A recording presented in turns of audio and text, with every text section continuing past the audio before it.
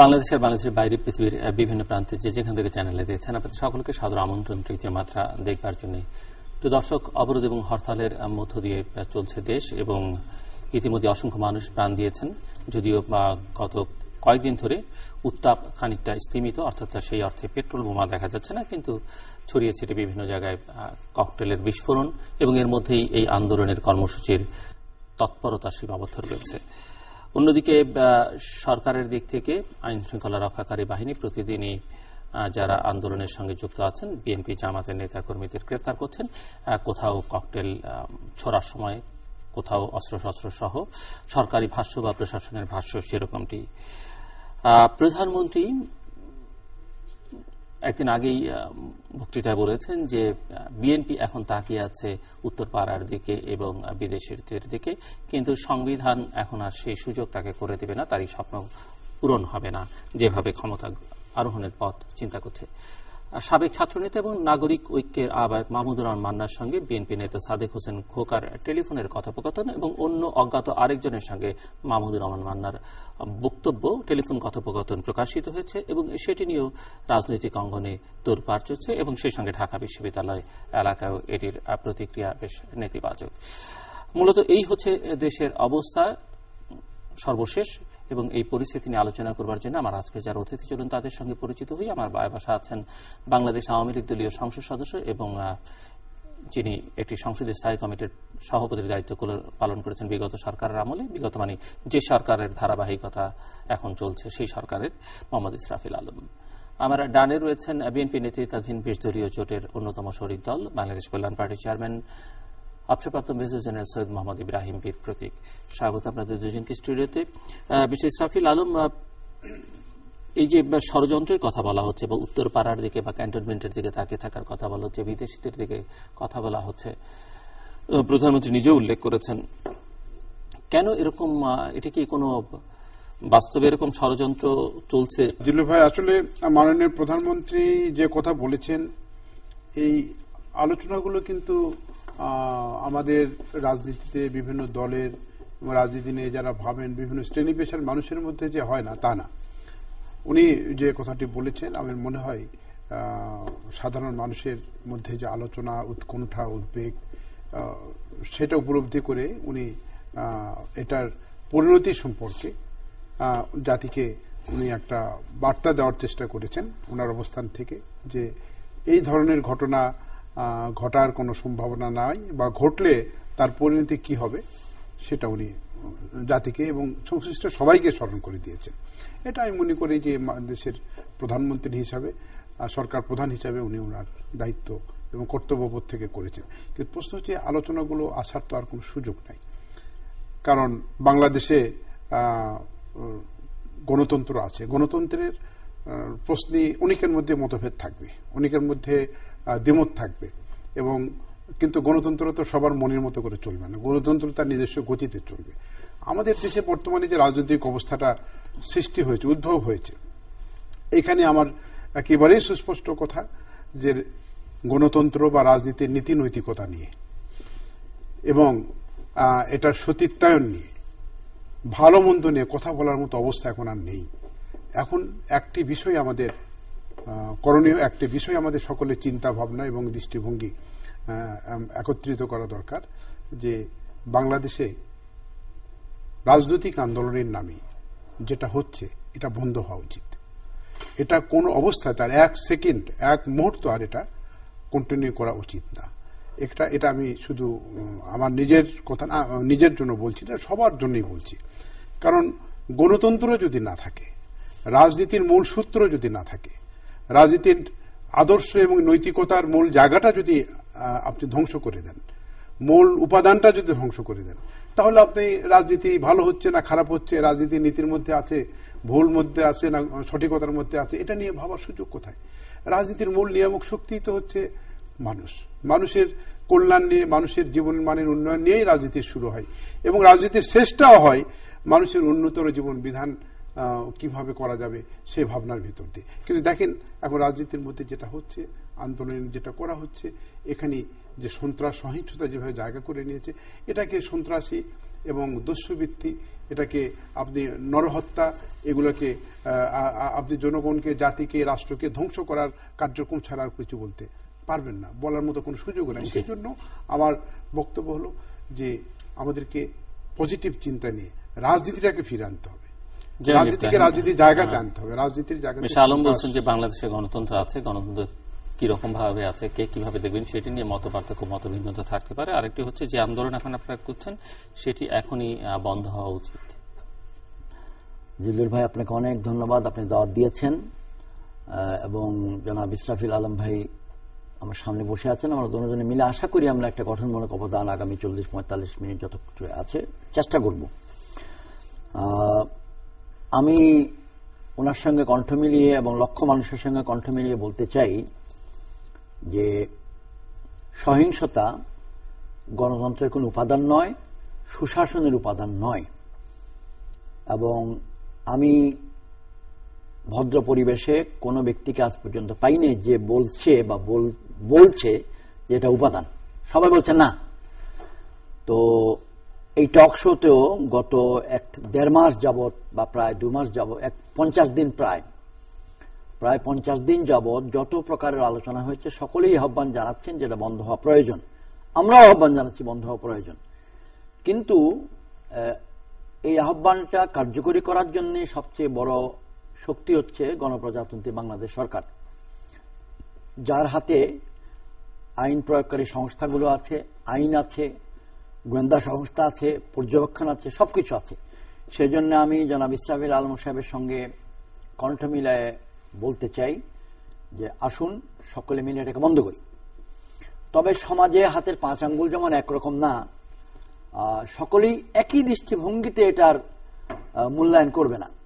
দুষ্ট লোকেরা বলে যে আপনারা এত টক শো করেন, আপনারা জ্ঞানী লোকেরা বলেন, আমি দুষ্ট লোক শব্দটা ব্যবহার করছি, এটাকে একটা কোটেশনের মধ্যে বলতে চাই আর কি, কারো দিকে আঙ্গুল দিয়ে নয়, যে আপনারা যে আলোচনাটাই করছেন শান্তি প্রয়োজন, একটা সমস্যা আছে, এটা তো করতেন না যদি দুষ্ট লোকেরা এই কামটা না করতো। এটা আমাদের দুর্ভাগ্য যে আমাদের দৃষ্টি আকর্ষণ করার জন্য এত বড় একটা ক্ষতি জাতিকে বহন করতে হচ্ছে। কারণ 2014 সালটা শান্তিপূর্ণ সময় ছিল সকলেই বলে। 2014 সালে শান্তিপূর্ণ আহ্বানের পরিপ্রেক্ষিতে শান্তিপূর্ণ প্রতিউত্তর যদি আসতো যে আসুন আমরা সমস্যাটা সমাধান করি, আমরা আলোচনা করি, এটা গভীরে যাই, তাহলে আমার বিশ্বাস যে যারা এই সুযোগ সন্ধানী, যারা এই সুযোগটা নিয়েছে তারা এটা নিত না। আমি গত 1.5 মাস যাবৎ মাননীয় সাবেক প্রধানমন্ত্রী বেগম খালেদা জিয়ার সঙ্গে, অর্থাৎ 31শে ডিসেম্বর সন্ধ্যা 7:30টায় ওনার সংবাদ সম্মেলনের পর আমাদের সঙ্গে ওনার আর দেখা সাক্ষাৎ হয়নি। ওনার পুত্র কোকো সাহেব মারা যাওয়ার পরও আমরা যে গিয়েছি সেখানে ওনার সঙ্গে সাক্ষাৎ হয়নি, এবং ওই বিল্ডিং এ ওই কোকো সাহেব মারা যাওয়ার একদিন পরে আবার গিয়েছিলাম, এরপরে আর আমাদের যাওয়া হয়নি। সুতরাং যোগাযোগ নেই। যাওয়া হয়নি কেন? জি ভাইয়া, যাওয়া হয়নি কেন? যাওয়া হয়নি মানে আমি ব্যক্তিগতভাবে একবার গিয়েছি, যে আমার নৈতিক দায়িত্ব, আমার রাজনৈতিক দায়িত্ব জোট নেত্রীর কাছ থেকে কোনো দিক নির্দেশনা থাকলে বা ওনারও ভালো মন্দ খবরটা নেওয়া। আমি বাইরে আছি, উনি ভিতরে অবরুদ্ধ আছেন, কিন্তু আমাকে ঢুকতে দেওয়া হয়নি। পুলিশ কর্তৃপক্ষ আমাকে ফেরত দিয়েছেন।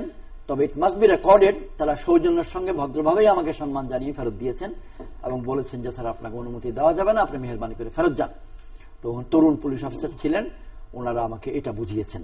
আমি চলে এসেছি এবং এরপর আর যাইনি, কারণ আমার অনুমান বা মূল্যায়ন হচ্ছে আর যেতে আমাকে ঢুকতে দিবে না। অনেকেই যাচ্ছিল, তাদেরকে যেতে দেয়নি। পরশুদিন বা গতকাল, পরশুদিনই 12 জন সাবেক অবসরপ্রাপ্ত কর্মকর্তা, 2 জন স্ত্রী, 2 জন শিশু, তারাও গিয়েছিল খাদ্যদ্রব্য নিয়ে দেখা করতে, তাদেরকেও যেতে দেয়নি। সাবেক সেনা তারা বলেছিল আমরা সাবেক সেনা প্রধানের ফ্যামিলিকে দেখতে আসছি, আমাদের সঙ্গে রাজনীতির কোনো সম্পর্ক নেই, তারা যেতে পারেনি। যা হোক, ওটা তার দেশবাসী যেগুলো জানেন আমরা সেটাতে সময় না দিয়ে, আমি কি আপনার অনুমতি পাইতে পারি যে আমরা এই সমস্যাটার আসলে দুটো আঙ্গিকের মধ্যে একটা আঙ্গিক আমরা বারবার তুলে ধরছি, যে সহিংসতা, যেটাকে আমরা সর্বসম্মতভাবে সম্মিলিত কণ্ঠে নিন্দা জানাচ্ছি এবং আহ্বান জানাচ্ছি বন্ধ হোক। আমি কি এর গভীরে যাওয়া প্রসঙ্গে দুটো কথা তুলতে পারি? আপনি যদি আমাকে বলেন যে সময় দিবেন, 7 থেকে 8 মিনিট সময় আমি আপনার থেকে চেয়ে নিচ্ছি। ইসরাফিল ভাইয়া, 7-8 মিনিট সময় আমি অব্যাহতভাবে একটু চাচ্ছি একটা জিনিসের প্রতি দৃষ্টি আকর্ষণ সেই করতে। প্রসঙ্গে আমি একটু পরে যাই, কিন্তু আমি যে প্রসঙ্গটি করেছিলাম, এই যে প্রধানমন্ত্রী বলছেন যে বিএনপির সঙ্গে যেহেতু আপনারা আছেন, আপনারা উত্তরপাড়ার দিকে তাকিয়ে আছেন, বিদেশিদের দিকে তাকিয়ে আছেন, এবং এদের উপরে নির্ভর করে আসলে কিছু হবে না। এবং প্রধানমন্ত্রী যেদিন বললেন সেদিন রাতেই আবার দেখা গেল যে, সেদিন রাতে না, পরের দিন রাতে অবশ্য, কারণ গত রাতে যেটি প্রকাশিত হলো যে নাগরিক ঐক্যের আহ্বায়ক মাহমুদুর রহমান মান্নার একটি টেলিফোন কথোপকথন ঢাকা সাবেক মেয়র বিএনপি নেতা সাদেক হোসেন খোকার সঙ্গে। আরেকটি কথোপকথন প্রকাশিত হয়েছে, সেটি একজন অজ্ঞাতনামা ব্যক্তির সঙ্গে, কিন্তু যেটি বোঝা গেছে যে বিএনপির 2001 to 2006 শাসন আমলে তিনি অত্যন্ত পাওয়ারফুল ছিলেন। তার ভাষায় তিনি 30-40 জন এমপিকে নিয়ে অনেক কিছু ম্যানিপুলেট করেছেন, তাদের নমিনেশন তার উপরে ছিল, তিনি একটা প্যারালাল গভর্নমেন্ট তৈরি করেছিলেন। সেটি অনেকের কাছে হয়তো মনে হতে পারে যে এই কথোপকথনটি হয়তো সাধারণভাবে পারসেপশন যে এতটা পাওয়ারফুল প্যারালাল গভর্নমেন্ট কে ছিলেন, যার সম্পর্কে এই ধারণাটি। আবার টেলিভিশনে যে কথোপকথন শুনেছি তাতে হয়তো অনেকে, আমি মেলাতে পারিনি সেই কণ্ঠের সঙ্গে ওই কণ্ঠ। সো এখানে একটা কনফিউশন আছে। বাট সব মিলিয়ে এই যে জেনারেলদের সঙ্গে যোগাযোগ করা বা তাদের সঙ্গে পুরো পরিস্থিতিটি শেয়ার করা, কিংবা ঢাকা বিশ্ববিদ্যালয়ের একটা উত্তপ্ত অবস্থার দিকে নিয়ে যাওয়া, সব মিলিয়ে আপনি, মানে আপনার প্রতিক্রিয়া, আপনার মতামত কি? আমি ফেসবুকে প্রথম এই নিউজটা দেখেছি, বিভিন্ন অনলাইনের থেকে মানুষের ফেসবুকে পোস্ট করেছে, সেটা পড়েছি, দেখেছি। এবং এই আলোচনা সভায় ঢোকার আগে, আপনার এই তৃতীয় মাত্রার এই রেকর্ডিং প্রোগ্রামের আগে আমরা আলোচনা করছি, এর আগেও এটা আমরা একটু শুনেছি টেলিভিশন নিউজে। তো কণ্ঠগুলো চেনা মুশকিল। মান্না ভাইয়ের কণ্ঠটা ইজিলি পরিচিতভাবে আমরা বলতে পারছি এটাকে। তো আমি আপনার দৃষ্টি আকর্ষণ, এটা আমার জন্য একটুখানি স্পর্শকাতর এই মর্মে যে আমি তো একসময় সেই কোট আনকোট উত্তরপাড়ার সদস্য ছিলাম, সেনাবাহিনীতে চাকরি করতাম। তো যেটা অনেকের জন্য বেশি স্পর্শকাতর, আমাদের জন্য আবার সেটা কম।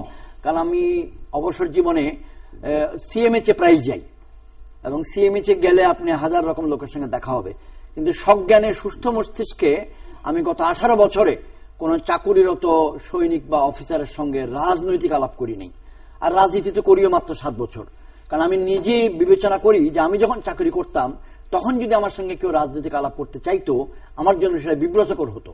তা এই মুহূর্তে যারা সেনাবাহিনীতে চাকরি করেন, মাননীয় সেনাপ্রধান ইকবাল করিম ভূঁইয়া সাহেব থেকে শুরু করে সকলেই আমার থেকে অনেক অনেক অনেক অনেক কনিষ্ঠ।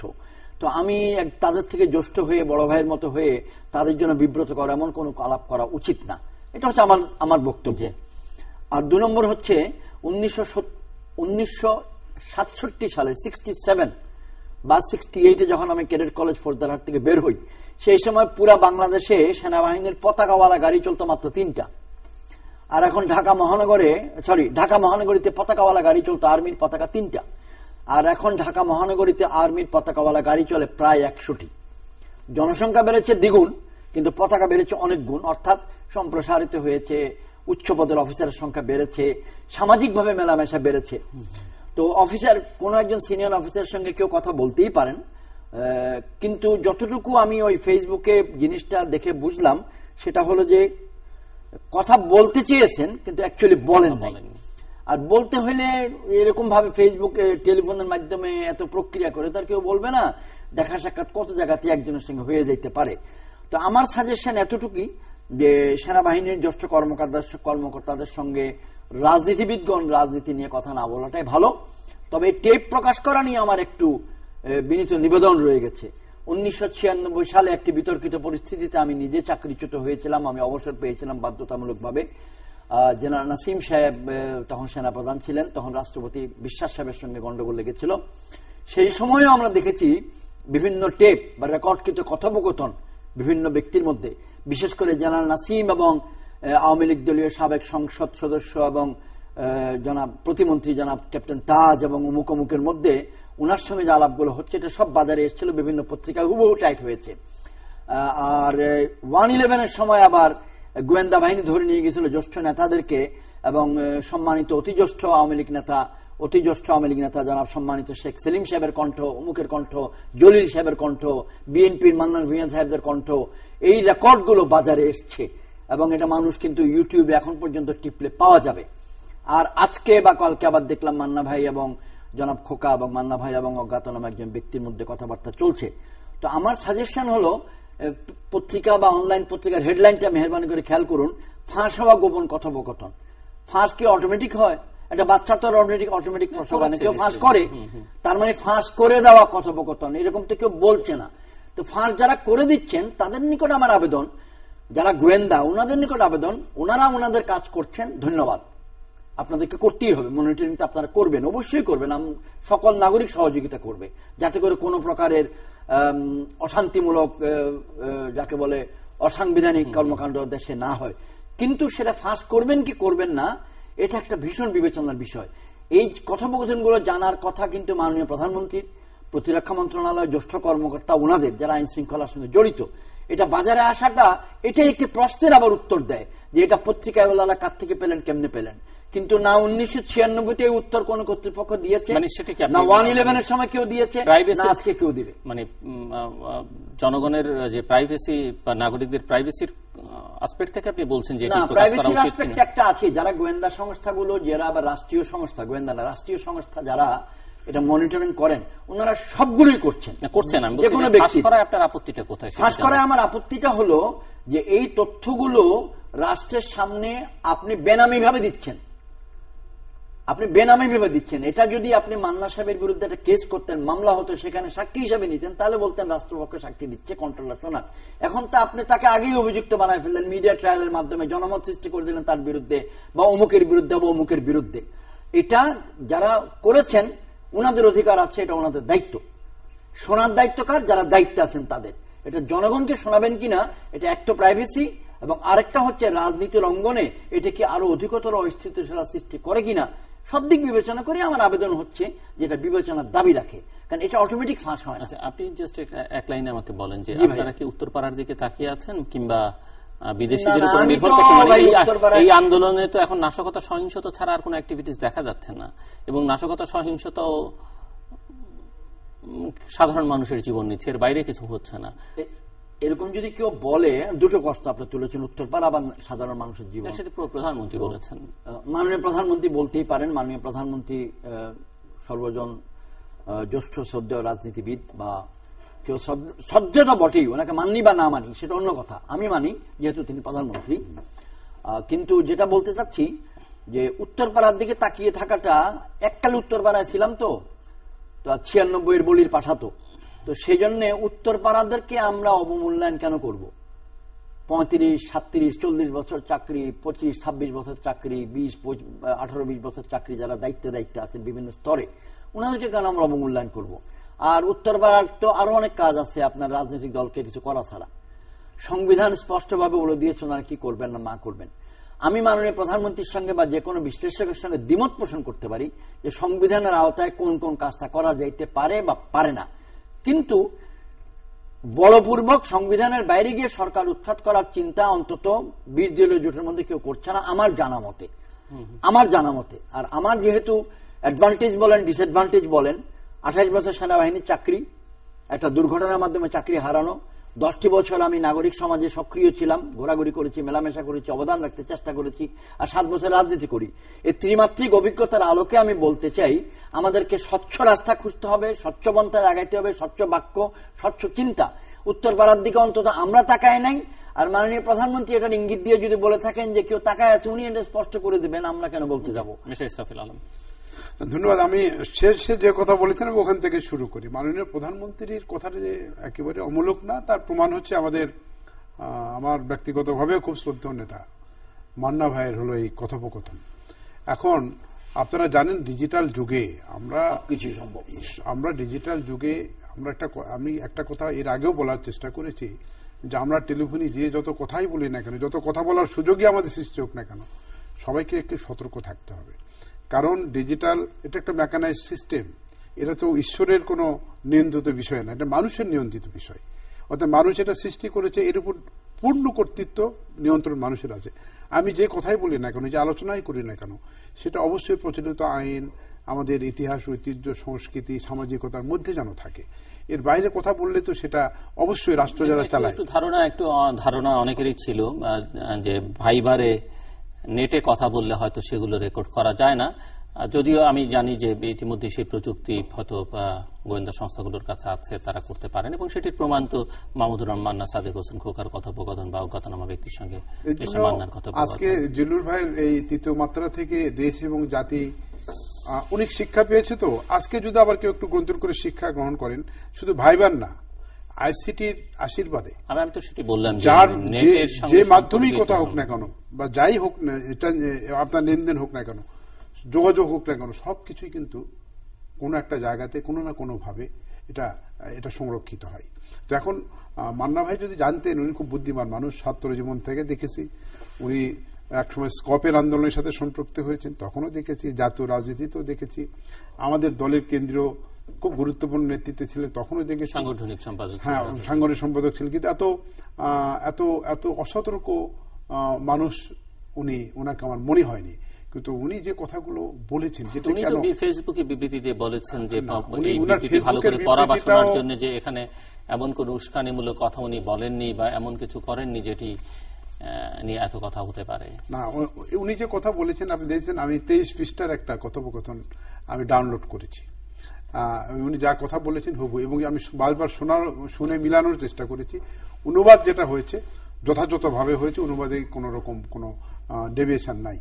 তো ট্রান্সক্রিপ্ট যেটি একদম একদম। তো উনি যেটা বলেছেন, বিশ্ববিদ্যালয় অস্থিতিশীল করার জন্য হল দখল করতে হবে, 2-3টা লাশ ফেলাতে হবে, এটা কোন সুস্থ রাজনীতি?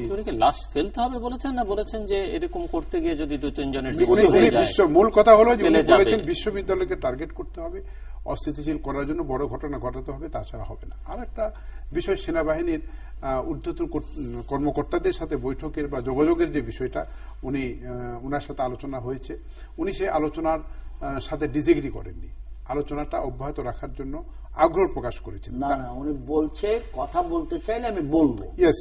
কিন্তু যখনই সেনাবাহিনীকে একটা গণতান্ত্রিক সাংবিধানিক সরকার পরিবর্তনের ব্যবস্থাপনায় সম্পৃক্ত করা হবে, সেটা তো শাসনতন্ত্র সম্মত, গণতন্ত্র সম্মত হয় না।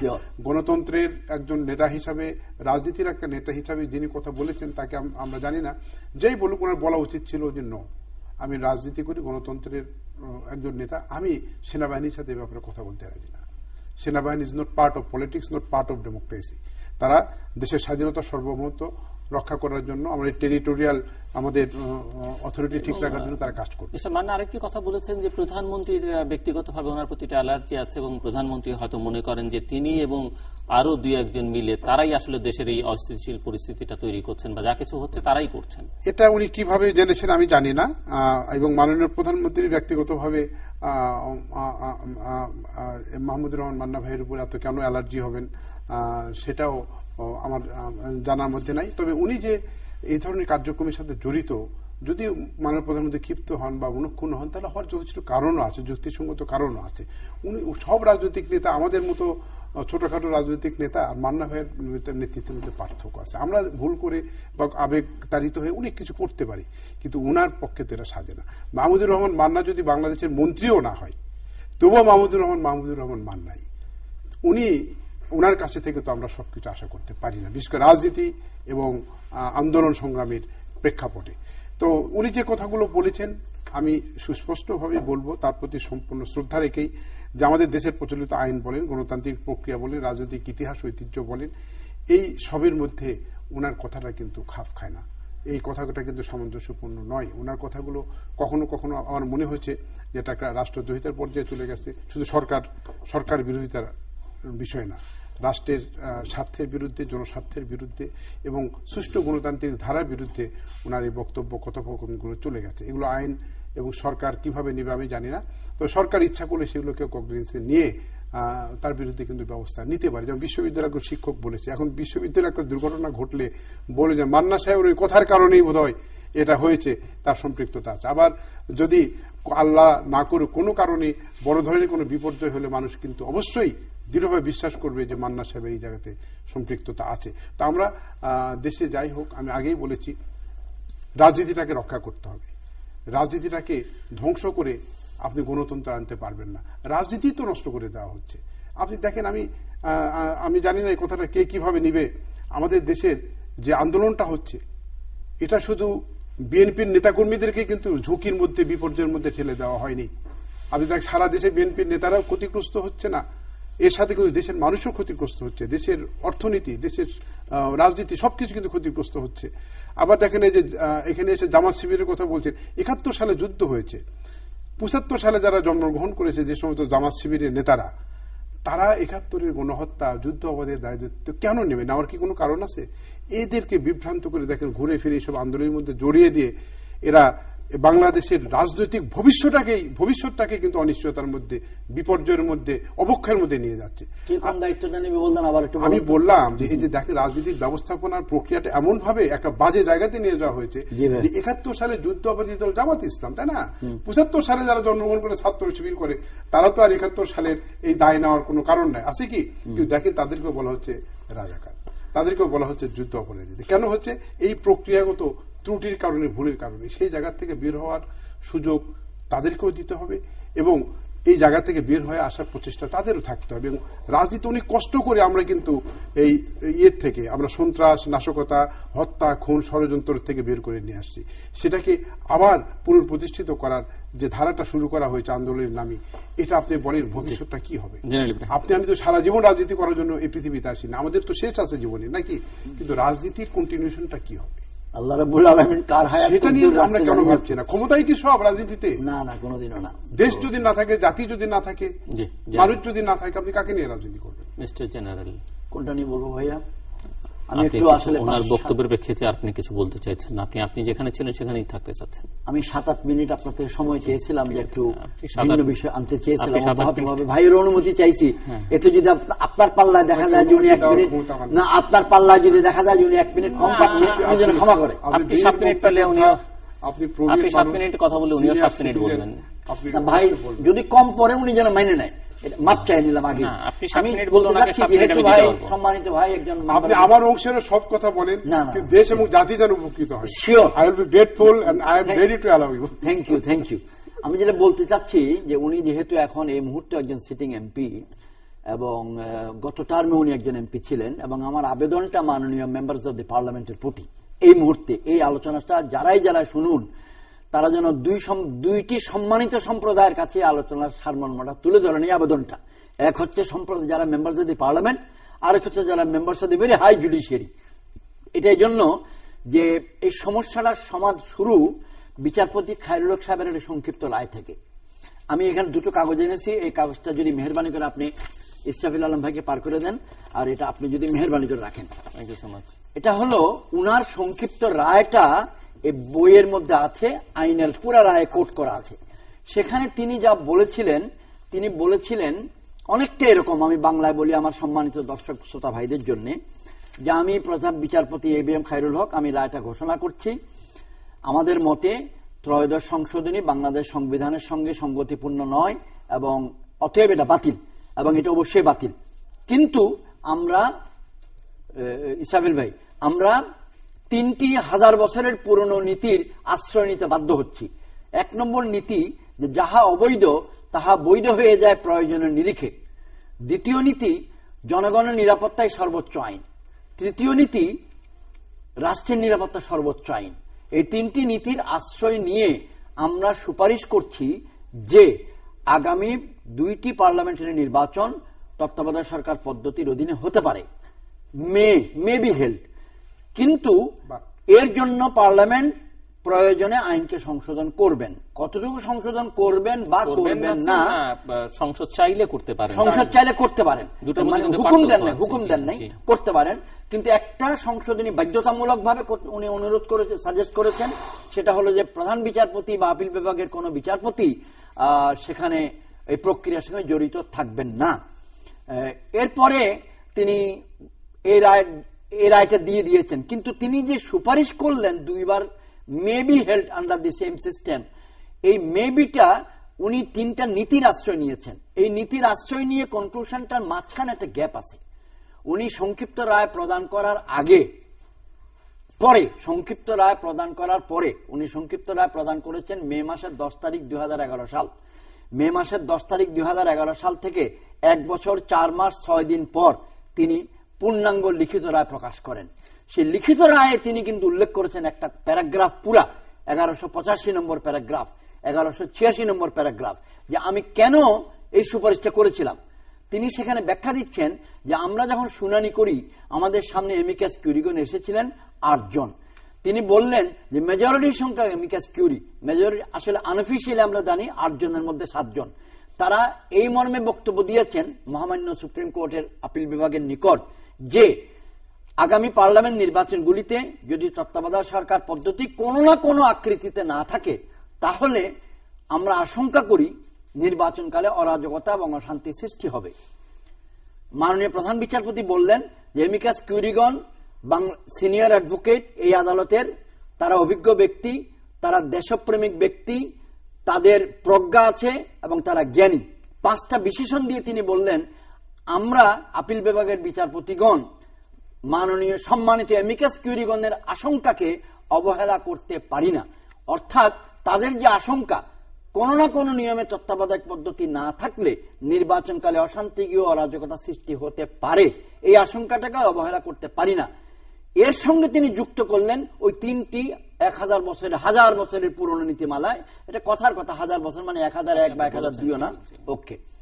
এর মাধ্যমে তিনি সুপারিশ করলেন পার্লামেন্ট নিজ সুবিবেচনায় তত্ত্বাবধায়ক সরকার পদ্ধতি সংশোধন পূর্বক বা অসংশোধন পূর্বক ওই একটি বাধ্যতামূলক সংশোধনী ছাড়া রেখে আগামী পার্লামেন্ট নির্বাচনগুলি করতে পারেন। কিন্তু এই পূর্ণাঙ্গ রায়টা প্রকাশ হওয়ার আগেই এই সংক্ষিপ্ত রায়ের উপর ভিত্তি করে তৎকালীন সম্মানিত পার্লামেন্ট এই পুরো আইনটিকে বাতিল করে দেন।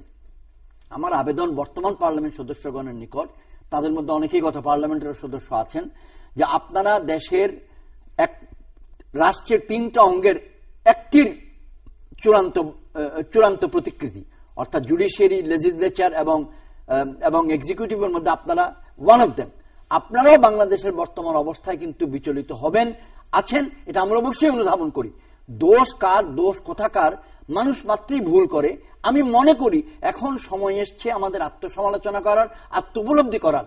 বাংলাদেশের হাইয়েস্ট জুডিশিয়ারির নিকট আমার আবেদন থাকবে এবং পার্লামেন্ট সদস্যগণের সম্মানিত ভাইদের নিকট আবেদন থাকবে, আপনারা জনগণের প্রতিনিধি, বিচারপতি ABM খায়রুল হক এবং তার সঙ্গে সহমত পোষণকারী বিচারপতিগণের মত যে জনগণের নিরাপত্তায় যদি রাষ্ট্রের সর্বোচ্চ আইন হয়, রাষ্ট্রের নিরাপত্তা যদি সর্বোচ্চ আইন হয় এবং যাহা অবৈধ তাহা যদি প্রয়োজনের নিরিখে বৈধ এই নীতি হয় এবং প্রধান বিচারপতি কর্তৃক স্বীকৃত হয়, আজকে 2015 সালে এই অরাজক এবং অশান্তিপূর্ণ পরিস্থিতি সৃষ্টি হয়েছে কিন্তু নির্বাচন থেকে। যা হওয়ার হয়ে গিয়েছে, আমরা একে অপরের প্রতি ঢিল মেরে, একে অপরের প্রতি পেট্রোল বোমা মেরে, একে অপরের প্রতি কটূক্তি অশ্লীল বাক্যবান ছুড়ে দিয়ে এই সমস্যা থেকে বের হতে পারবো না। আমি বাংলাদেশ কল্যাণ পার্টির নবীন কর্মী, চেয়ারম্যান, 20 দলীয় জোটের একজন সদস্য, তিনি আমার থেকে রাজনীতির অঙ্গনে আরো বেশি প্রাজ্ঞ এবং অভিজ্ঞ, তিনি মাননীয় সংবাদ সদস্য। কিন্তু আমার আবেদনটা থাকবে যে আমরা কি কিছু ব্যক্তি অন্তত আবেগ এবং পক্ষপাতমূলক চিন্তার থেকে ঊর্ধ্বে উঠে নির্মোহভাবে বিশ্লেষণ করতে পারি কিনা, যে বিশ্লেষণটার প্রশ্ন কি, আমরা কি অতীতে কোনো ভুল করেছি? আমরা কি অতীতে কোনো বিশ্লেষণে ভুল করেছি? আমাদের সিদ্ধান্ত নীতিকে কোনো ভুল হয়েছে? যদি এই প্রশ্নগুলো আমরা করি, আমার মনে হয় বাংলাদেশের বর্তমান জাতি বা জাতির মুরব্বীগণ একটা উত্তর খুঁজে পাবেন। আমি মনে করি বিচারপতি ABM খায়রুল হক এখন আইন কমিশনের চেয়ারম্যান আছেন, তার কাছে আমাদের এই আলোচনা পৌঁছাবে কিনা জানি না। উনার যে চিন্তা চেতনা ছিল, উনার স্পিরিটটা, উনি 16 মাস পরে যে কথাটা লিখেছেন, এই কথার আর কোনো বেনিফিট রাজনৈতিক সরকার তখন পায় নাই বা নেয় নাই, কারণ তার লিখিত রায় পাওয়ার 16 মাস আগে সরকার কাজ করে ফেলছে। সংক্ষিপ্ত রায়ের উপরে আপনি কামরুজ্জামান সাহেবের ফাঁসি দিচ্ছেন না, সংক্ষিপ্ত রায়ের উপর ভিত্তি করে আব্দুর রহমান সাহেবের ফাঁসি দিচ্ছেন না, সংক্ষিপ্ত রায়ের উপর ভিত্তি করে আপনি অমুকের তালাকনামায় প্রুফ করতেছেন না, তাহলে সংক্ষিপ্ত রায়ের উপর ভিত্তি করে সংবিধানের 3য় সংশোধনীকে আপনি ফাঁসি দিয়েছিলেন। কাজটা ঠিক হয়েছে কিনা আমি জানি না, আমি আইনজ্ঞ না। ওই সূত্রে বরঞ্চ আমার ভাই সম্মানিত MP আশরাফুল আলম সাহেব অনেক বেশি অভিজ্ঞ, আরো আইনজ্ঞগণ নিশ্চয়ই কথাগুলো শুনবেন। আমি এই কথাগুলো লিখেছি বাংলাদেশে বহুল প্রচারিত একটি সংবাদপত্র, তার নাম যুগান্তর, 14 ফেব্রুয়ারিতে লিখেছি। আরেকটি বহুল প্রচারিত পত্রিকা, তার নাম নয়া দিগন্ত, সেখানে 18 ফেব্রুয়ারিতে লিখেছি। আমার ফেসবুকে দিয়েছি, অনেকের নিকট পত্রিকাটা পাঠিয়েছি। উদ্দেশ্য একটাই, আমি তো নাগরিক, আমি আইনের বিশেষজ্ঞ নই, আমি একজন লেম্যান হিসাবে, সাধারণ ইংরেজি শিক্ষিত বাংলা শিক্ষিত ব্যক্তি হিসাবে এই পুরা রায়টা এই বইয়ের মধ্যে আছে, নিয়ারলি 300 পেজেস।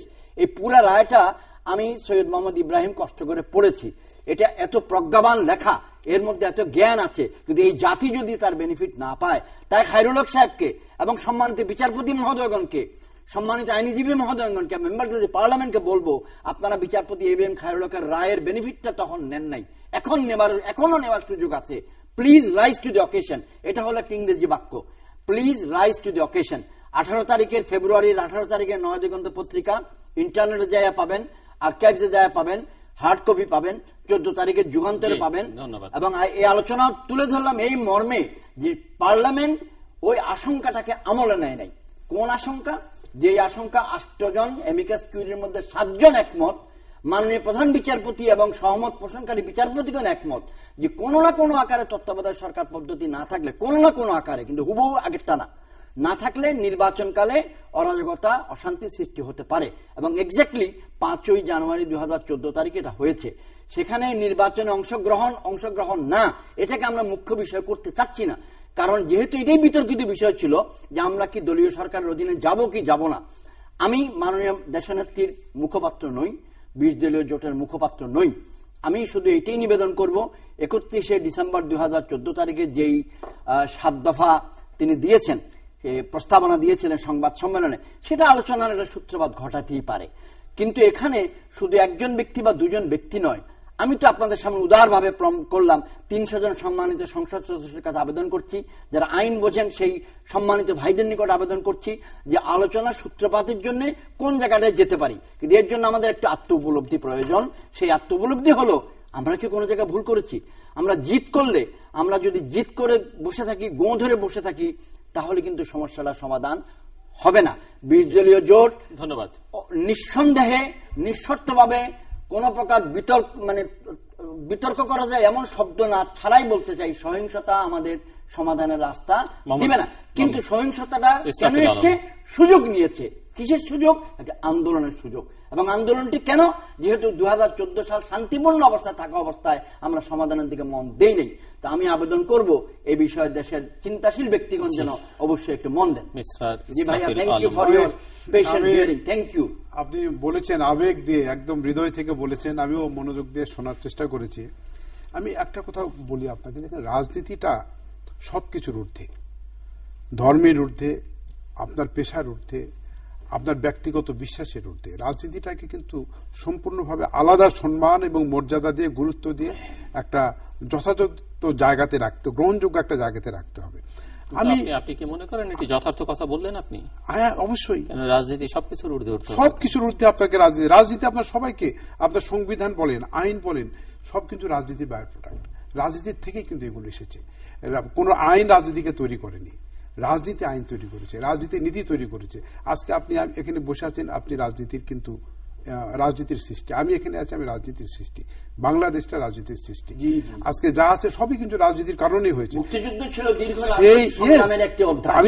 আমি যেটা বলতে চাচ্ছি জিলুর ভাই, যে এই জায়গাটাকে অবশ্যই আপনার মোহ, আপনার লোভ, লালসা, প্রতিহিংসা, অসৎ উদ্দেশ্যের বাইরে রাখতে হবে।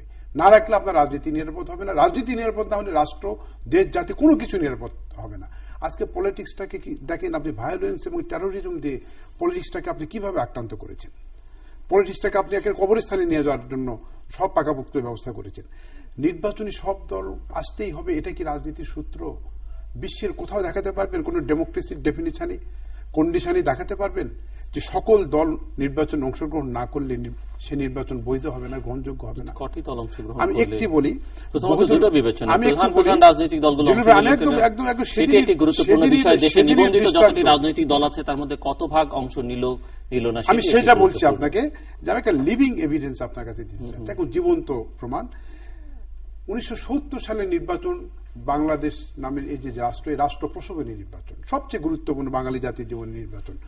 সেই নির্বাচনে মৌলানা ভাসানীর মতো একটা সেই মহিরহু রাজনীতির আমাদের জাতীয় নেতা এবং তার দল, তার যারা অনুসারী ছিলেন, তারা কেউ অংশগ্রহণ করেননি, তারা বয়কট করেছেন। কিন্তু তাতে কি নির্বাচনের গ্রহণযোগ্যতা, গুরুত্ব এতটুকু কমেছে? বরং কিটা হয়েছে, এই নির্বাচনই বাঙালি জাতির জীবনে সবচেয়ে বড় আশীর্বাদ, সবচেয়ে বড় কল্যাণ এবং মঙ্গল বয়ে এনেছে। আমরা এই নির্বাচনের ভিতর দিয়ে আমাদের মুক্তিযুদ্ধ সংগঠিত হয়েছে, আমাদের রাষ্ট্র জন্মগ্রহণ করেছে। কিন্তু মৌলানা ভাসানী কি মুক্তিযুদ্ধে নির্বাচন অংশগ্রহণ করেনি বলে ওই নির্বাচিত সরকারের বিরুদ্ধে কোনো কথা বলেছেন? ওই সরকার যে মুক্তিযুদ্ধের নেতৃত্ব দিয়েছে তার সাথে কোনো দ্বিমত পোষণ করেছেন? বরং সেই সরকারকে উনি আরো সহযোগিতা করে, আরো শক্তিশালী করে নির্বাচনকে, আমাদের মুক্তিযুদ্ধকে দ্রুত শেষ করে দেশ স্বাধীন করার জন্য কিন্তু অবদান রেখেছেন। বেগম জিয়া নির্বাচনে অংশগ্রহণ করেননি, এটা 1919 হচ্ছে আপনার এই যে 5ই জানুয়ারি নির্বাচনী, এটা নিয়ে অনেক কথা থাকতে পারে।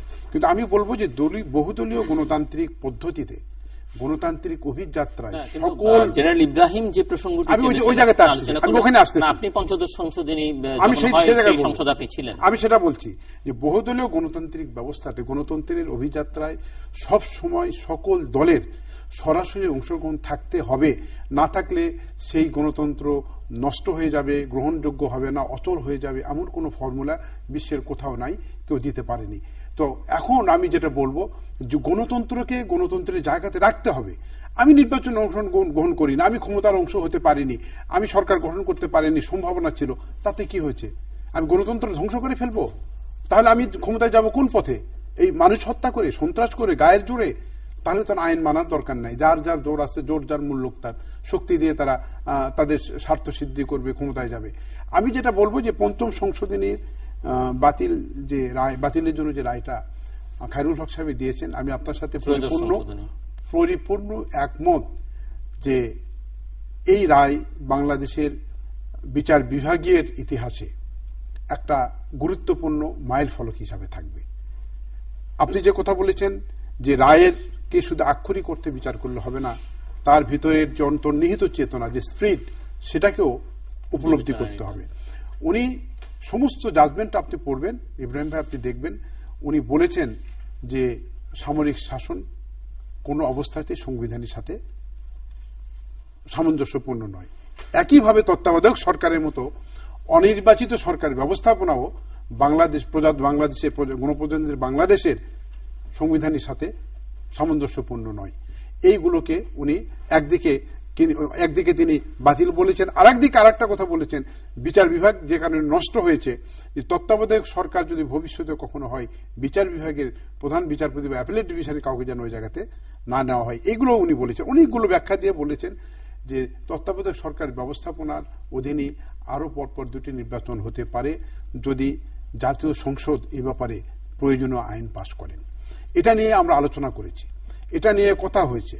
হওয়ার পরে যেহেতু তত্ত্বাবধায়ক সরকার একটা অনির্বাচিত সরকার এবং ওনার রায়ের একটা সবচাইতে উজ্জ্বল পার্টি ছিল, সবচাইতে ভাইটাল জায়গাটাই ছিল যে অনির্বাচিত সরকার, অনির্বাচিত সরকার দিয়ে আর কোনো নির্বাচন করা যাবে না। সেই জন্য মাননীয় প্রধানমন্ত্রী কি বলেছিলেন যে আমরা অনির্বাচিত সরকারের অধীনে নির্বাচন করব না, নির্বাচিত সরকারের মধ্যেই তত্ত্বাবধায়ক সরকার করা যায়। নির্বাচিত জনপ্রতিনিধিদের দিয়েই কিন্তু তত্ত্বাবধায়ক সরকার, ইন্টেরিয়াম সরকার করা যায়, নির্বাচন পরিচালনা সরকার করা যায়। সেই থিম থেকে, ফর্মুলার থেকে মাননীয় প্রধানমন্ত্রী বলেছেন যে যেহেতু বেগম জিয়ার রিপ্রেজেন্টেশন পার্লামেন্টে আছে, ওনার দলের এমপি আছে, তাদের উপর বিশ্বাস না থাকলে উনি নিজেও এই সরকারের অংশ হতে পারে।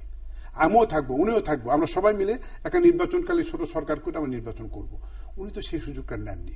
উনার মূল কথা হলো যে উনি কোনো বুদ্ধিও নেবেন না, পরামর্শ নেবেন না, কারো কথা শুনবেন না। উনি যেটা চাবেন সেটাই যে শেখ হাসিনার অধীনে আমি নির্বাচন করব না। শেখ হাসিনার অধীনে নির্বাচন করার দরকার ছিল না।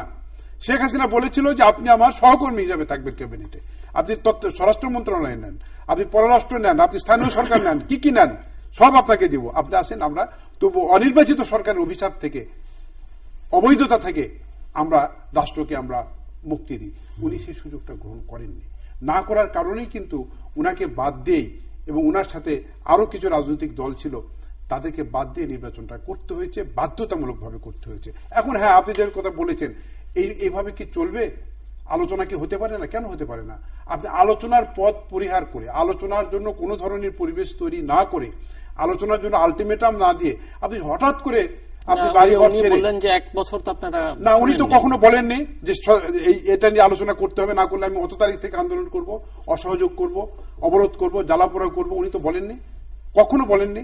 এবং ইব্রাহিম ভাইকে আমি অবশ্যই সত্য কথা বলবো, উনি বলতে হবে না, উনি সত্য কথাই বলেন। উনি কি জানেন খালেদা যে অনির্দিষ্টকালের জন্য যে এই যে অবরোধের কর্মসূচি দিয়েছেন, উনার সম্মতি নিয়ে দিয়েছেন? উনি তো জোটের নেতা। কোন বৈঠকে সিদ্ধান্ত হয়েছে? বিএনপির ওয়ার্কিং কমিটিতে হয়েছে সিদ্ধান্ত, স্থায়ী কমিটিতে হয়েছে সিদ্ধান্ত, কারোর সাথে কোনো আলোচনা নাই, পরামর্শ নাই। কর্মসূচিটা উনি ব্যক্তিগতভাবে দিয়েছেন, কর্মসূচিটা উনি নিজের থেকে দিয়েছেন, হঠাৎ করে দিয়েছেন, কাউকে না বলে, কোন ধরনের প্রস্তুতি নেওয়ার সুযোগ না দিয়েই, সরকারকে কোন রকম সুযোগ না দিয়ে উনি এটা। আমি ইসরাফিল ভাইয়ের সঙ্গে বেশ কয়েকটা পয়েন্টে একমত, বেশ কয়েকটা পয়েন্টে দ্বিমত, কিন্তু সময় তো সংক্ষিপ্ত। যে কোনো একটা টক শোতে আমি জনাব খায়রুল হক সাহেবের, সম্মানিত সাবেক প্রধান বিচারপতি, ওনার দীর্ঘ রায়ের 1178, 1178 এবং 1179 প্যারাগ্রাফের প্রতিও দৃষ্টি আকর্ষণ করব। আমরা শুধু কয়েকটা প্যারাগ্রাফকে মেনে নিয়েছি। আজকে ঢাকা মহানগরী অনির্বাচিত সরকারের অধীনে আছে 3 বছর।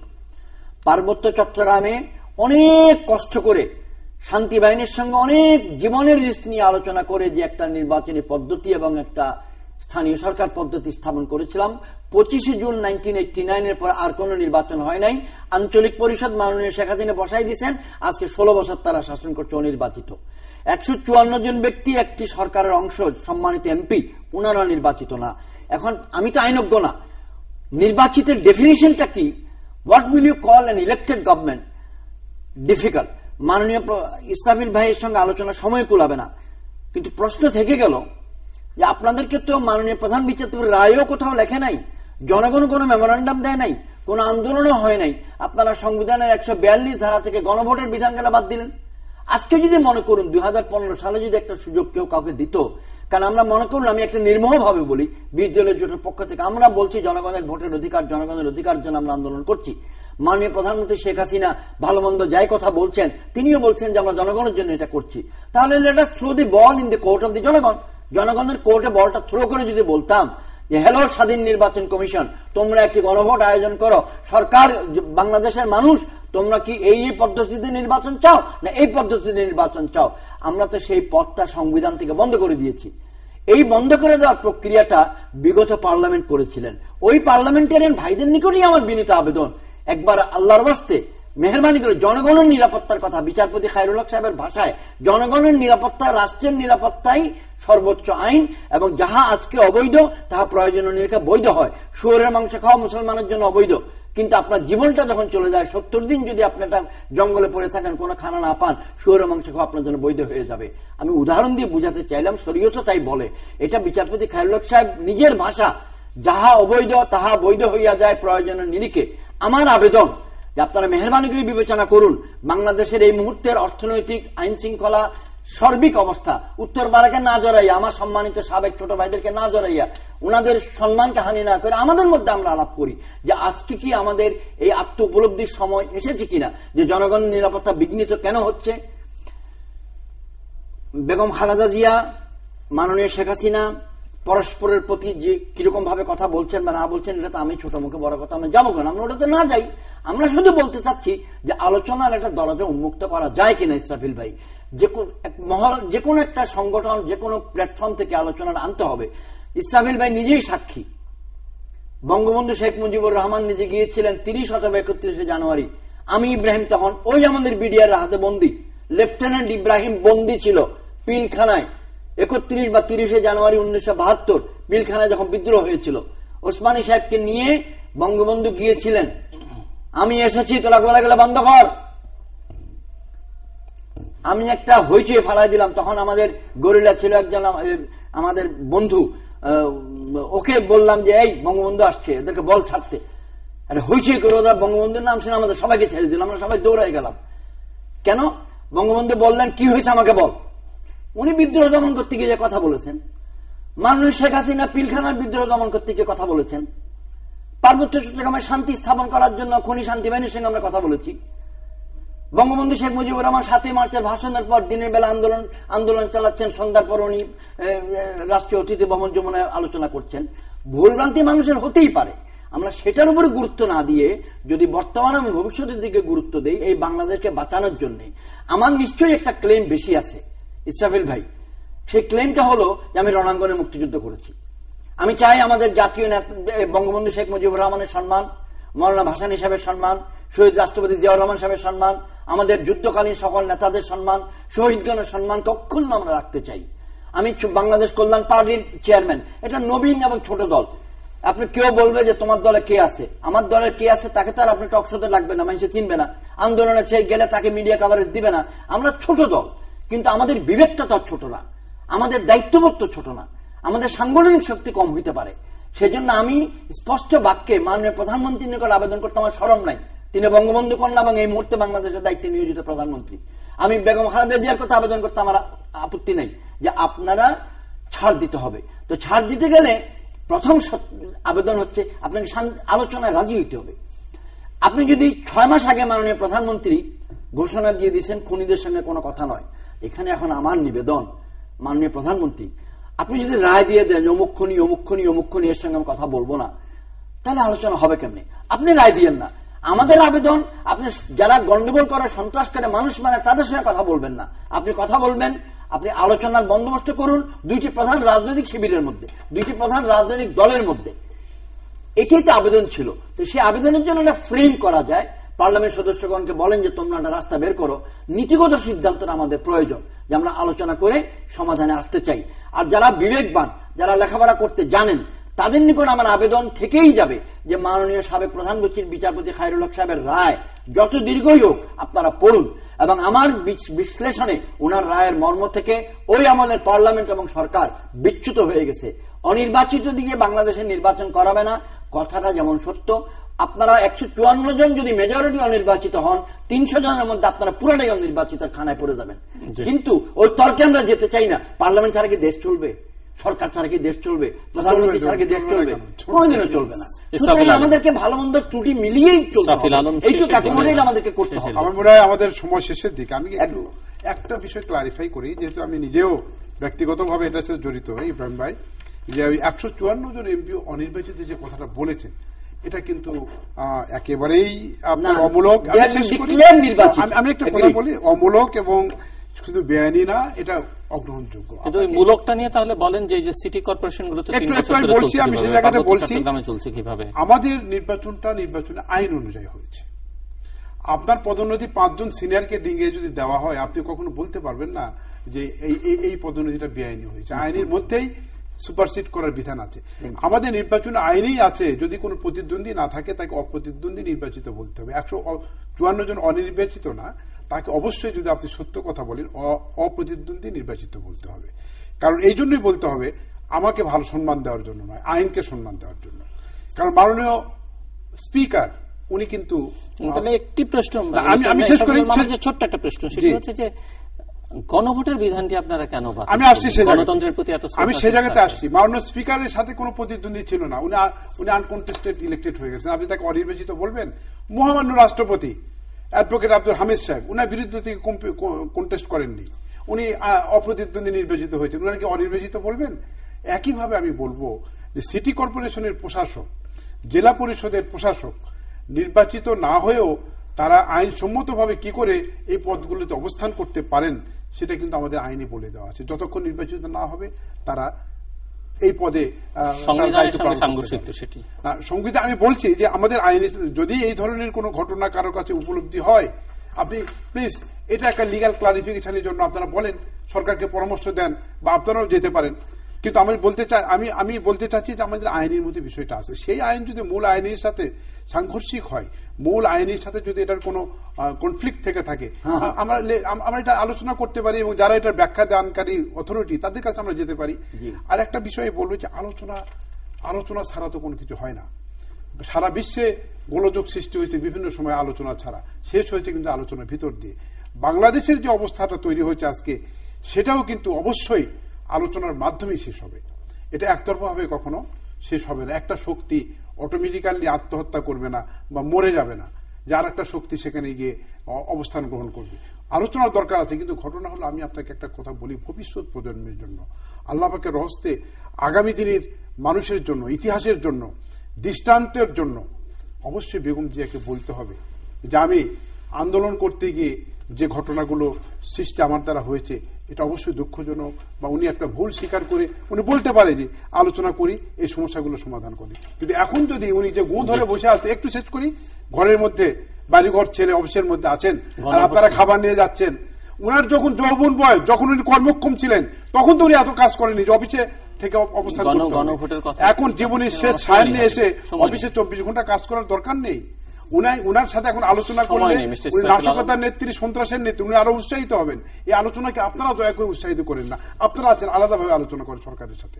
উনাকে বাদ দিয়ে আপনারা এই আন্দোলনের সাথে না থেকে আপনারা সরকারের সাথে আলোচনা করেন আলাদাভাবে। নিশ্চয়ই সরকার আলোচনা করবে। আর গণভোটের কথাটা বলি, যেখানে পার্লামেন্টারি ডেমোক্রেসি থাকে, যে জায়গাতে নির্বাচনের ভিতর দিয়ে সবকিছু নিষ্পত্তি হওয়ার সুযোগ থাকে, সেখানে গণভোট দেওয়ার দরকারটা কি? ওই আবার হানা ভোট দেওয়ার জন্য? হানা ভোটই তো আবার সালামু আলাইকুম বিসমিল্লাহির রহমানির রহিম, এই যে আজকে দিতে জাতির ক্রান্তি লগ্নে আসিয়াছি, 3 মাস পর আবার হানাত ভোট দেওয়ার জন্য। এটাকে যদি আমি এখন কটূক্তি করি, আমি ইচ্ছা করে করতাম, আমি জানি না এটা নেগেটিভ হবে কিনা, কিন্তু কথা হচ্ছে আপনি সেই সুযোগটা রাখবেন কেন? আমরা কোন ধরনের অনির্বাচিত ব্যক্তির অনির্বাচিত পদ্ধতিতে ক্ষমতা গ্রহণ করার কোন সুযোগ আমরা রাখতে চাইনি, এই জন্য এটা করা হয়েছে। দর্শক, আমার অনুষ্ঠানের শেষ প্রান্তে তোমাদের সম্পর্কে আপনি লিখতে পারেন ডাকে, ইমেল, SMS এর মাধ্যমে, ইন্টারনেট, আমাদের অফিসিয়াল ওয়েবসাইট অথবা সোশ্যাল নেটওয়ার্কের যেসব পেজ রয়েছে সেসব পেজে আপনাদের মতামত রাখতে পারেন। আর আপনাদের মতামতই আমাদের অনুষ্ঠানটিতে মাত্র আপনি দেখতে পাবেন প্রতি বৃহস্পতিবার এবং শুক্রবার বাংলাদেশ সময় রাত 2টায়, বুধবার দুপুর 11:30 এবং শুক্রবার দুপুর 1:05 দেখবার আমন্ত্রণ। মেজর জেনারেল সৈয়দ মোহাম্মদ ইব্রাহিম এবং মিস্টার মোহাম্মদ ইসরাফিল আলম, অসংখ্য ধন্যবাদ আপনাদের দুজনকে। দর্শক মন্ডলী, আমাদের রাজনৈতিক বিবদমান পক্ষগুলো বা তার নেতৃবৃন্দের অবস্থা যদি কি হয় যে বিচার মানি তালগাছটা আমার, তাহলে এই সমস্যার সমাধান হবে না। এখানে এখন পর্যন্ত মনে হচ্ছে জনগণের সমস্যা, জনগণের বিবেচনা, জনগণের প্রয়োজন, দেশের প্রয়োজন, সেটি এখন পর্যন্ত আমাদের রাজনীতিকরা মাথায় নিতে পারেনি, যেটি নেওয়া খুবই জরুরি দেশের স্বার্থে, গণতন্ত্রের স্বার্থে এবং তাদের নিজেদের স্বার্থ। দর্শক, আমাদের সঙ্গে থাকবার জন্য অসংখ্য ধন্যবাদ। আপনাদের সবার জন্য শুভকামনা।